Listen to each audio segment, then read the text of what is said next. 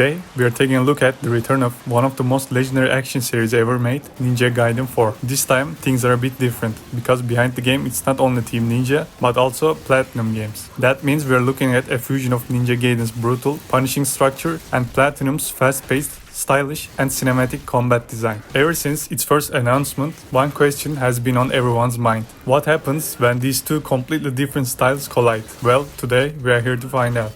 From the very first minutes, Ninja Gaiden 4 feels like a proper continuation of the classic series. Harsh, demanding and deeply satisfying. The movements aren't heavy but deliberate, every attack, every block matters. This isn't a button mash and win kind of game. It's about precision and planning. The difficulty level is just as punishing as the series' legacy demands. Enemies attack in relentless waves, bosses are aggressive, and the margin for error is nearly zero. This game is clearly made for patient players who thrive on challenge. It demands both reflex and strategy. The combat system maintains the mechanical depth of the older games, while incorporating Platinum's signature fluidity. Transitions are smoother, combos flow better, and the visual effects make every fight look spectacular. Yet, beneath all that flash, the old Ninja Gaiden weight and tension remain. Every mistake can still cost you everything. That said, the pacing leans more toward Ninja Gaiden's 2 faster, more aggressive rhythm rather than the slower, methodical tempo of Black. So if you were hoping for something closer to Black, this one might feel slightly less punishing but far more dynamic. Our main character this time is Yakumo,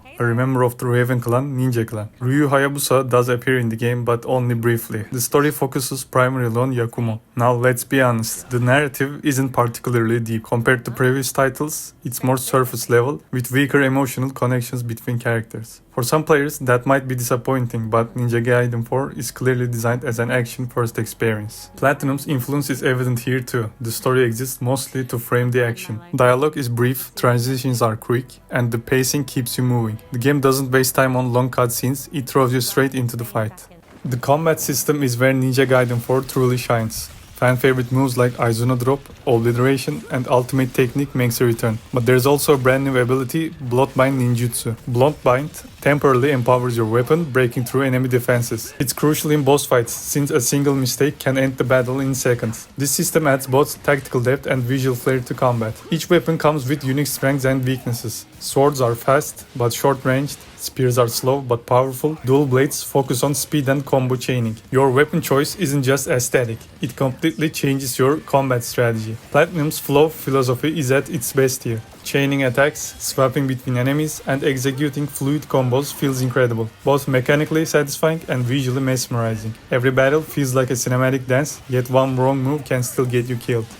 Visually, the game takes on a darker tone. The color palette is harsh, the atmosphere gothic, and the environments feature industrial details. It's perfectly aligned with Ninja Gaiden's grim aesthetic. The level design is functional rather than surprising. The game is split into 4 main zones, each ending with a boss fight. Some areas are large and open, while others are tighter and more linear. The focus is clearly on combat flow over spectacle. So while you don't see constant scenery changes, the pacing stays intense. There's even a short section featuring Ryu Hayabusa himself, a nostalgic touch for longtime fans. It's brief but satisfying, with small callbacks to the old NES era of Ninja Gaiden.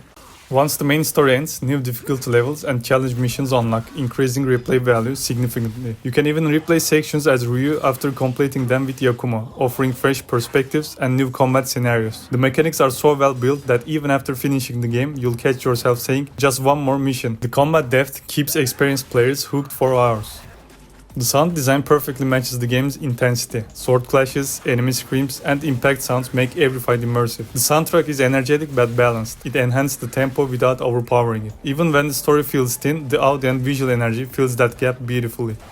Our conclusion is clear. Ninja Gaiden 4 doesn't stand out because of its story, it shines through its combat. The tempo, precision, and Platinum-style fluidity deliver one of the most satisfying action experiences in years. Every fight challenges your reflexes and forces adaptation. It's punishing but deeply rewarding. So, is it worth buying? If you love fast-paced action, brutal difficulty and skill-based combat, absolutely yes. The fighting mechanics are so refined that the weaker narrative fades into the background. However, if you value story depth, character development or visual diversity more, you might want to wait for a sale. Still, for pure, unfiltered action lovers, Ninja Gaiden 4 is one of the strongest contenders of the year. It preserves the spirit of the series while modernizing its rhythm, a bold, confident comeback. If you enjoyed this review, don't forget to like, subscribe, and turn on notifications to catch future videos. See you in the next one.